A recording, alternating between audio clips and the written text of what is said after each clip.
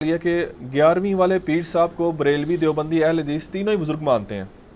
برائے مہربانی ان کی نماز کا طریقہ بتا دیں تاکہ اس میں جھگڑا ہی ختم ہو جائے۔ اچھا، یہ 11ویں والے پیر ہے کون ہے؟ ٹھیک ہے جی، 11ویں والے پیر ہمارے سب کانٹیننٹ انڈیا، پاکستان، بنگلہ دیش کے اندر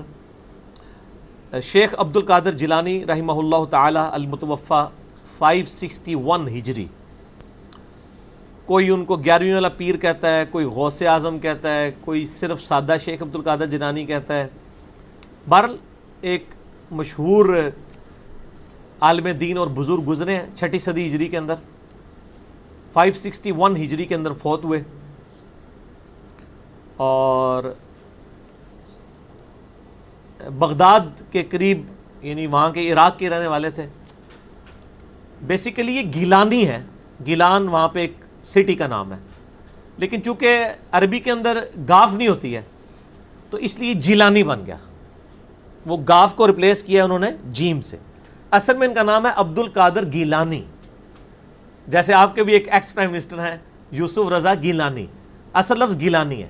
لیکن عرب دنیا کے اندر چونکہ گاف نہیں ہوتا تو وہ گاف کو انہوں نے جیم بنا کے جیلانی کر دیا۔ اور ان کے بارے میں ایک مشہور واقعہ ہے کہ جی وہ کوئی 11 سال کے بعد انہوں نے کوئی ایک ڈوبی ہوئی بارات تھی جو اس کو انہوں نے دوبارہ سے زندہ کر لیا تھا۔ بالکل جھوٹ ہے یہ، تو میں نے قرآن سے ثابت کیا کہ مردے کو زندہ کرنے والا معجزہ تو ہمارے نبی علیہ السلام کو بھی نہیں دیا گیا، حالانکہ اللہ دے سکتا تھا۔ اور اس میں میرا یوٹیوب پہ ایک کلپ ہے، وہ جا کے دیکھ لیں، کیا ممتاز قادری مرنے کے بعد دوبارہ زندہ ہو گیا تھا، اس میں میں نے اس حوالے سے ڈسکشن کیا۔ سورۃ الانبیاء آپ پہلا رکوع پڑھ کے دیکھ لیں۔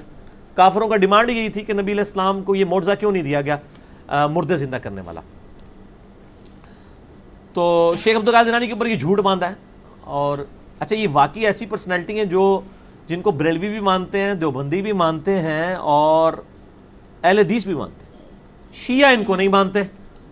اس کی وجہ یہ ہے کہ انہوں نے کچھ چیزیں ایسی لکھی ہیں جو یعنی وہ شیعہ کے لیے ایکسیپٹیبل نہیں ہیں، ان میں سے کئی چیزیں میرے لیے بھی ایکسیپٹیبل نہیں ہیں، خصوصاً جنگ جمل صفین اور نہروان کے حوالے سے جو ان کا سٹانس ہے، یعنی میں اس کے ساتھ ایگری نہیں کرتا ہوں۔ ان کی مشہور کتاب ہے غنیت الطالبین، یہ بریلویوں نے بھی چھاپی ہوئی ہے، دیوبندیوں نے بھی، اہل حدیث نے بھی چھاپی ہوئی ہے۔ اس کتاب کے اندر ان کی اپنی تعلیمات موجود ہیں، زیادہ تر چیزیں ٹھیک ہیں لیکن بہت غلط چیزیں بھی ہیں، اور ہمارا تو وہی کرائٹیریا ہے۔ شیخ عبد القادر جیلانی تو بہت چھوٹی ہستی ہیں، ہم تو بڑے ائمہ، امام مالک، امام شافعی، امام احمد بن حنبل، امام حنیفہ رحمہم اللہ اجمعین وعلیہم السلام اجمعین، ان کے ساتھ بھی اختلاف رائے رکھ سکتے ہیں کسی معاملے میں۔ امام مالک کا قول تواتر کے ساتھ نقل ہوا ہے، وہ قبر رسول کی طرف اشارہ کر کے کہتے تھے اس صاحب قبر صلی اللہ علیہ وآلہ وسلم کے علاوہ کوئی شخص اس روئے عرض پہ ایسا نہیں ہے جس کی ہر بات مقبول ہو اور کوئی بات مردود نہ ہو سوائے آپ صلی اللہ علیہ وآلہ وسلم کے، اور ان کے علاوہ کوئی ایسا شخص نہیں ہے کہ جس سے آپ اختلاف رائے نہ رکھ سکتے سوائے آپ صلی اللہ علیہ وآلہ وسلم کے۔ تو باقی تو کوئی مطلب، یہ تو 6 صدی ہجری میں آئے، یہ تو قرون اولیٰ کے بھی بزرگ نہیں ہیں، 6 صدی ہجری میں آئے۔ غنیت الطالبین کی کتاب ہے، بریلوی دیوبندی اہل حدیث چھاپ رہے ہیں، اور خصوصاً بریلوی مکتبہ فکر میں قادری سلسلے میں ان کو ایک اہمیت دی جاتی ہے، اور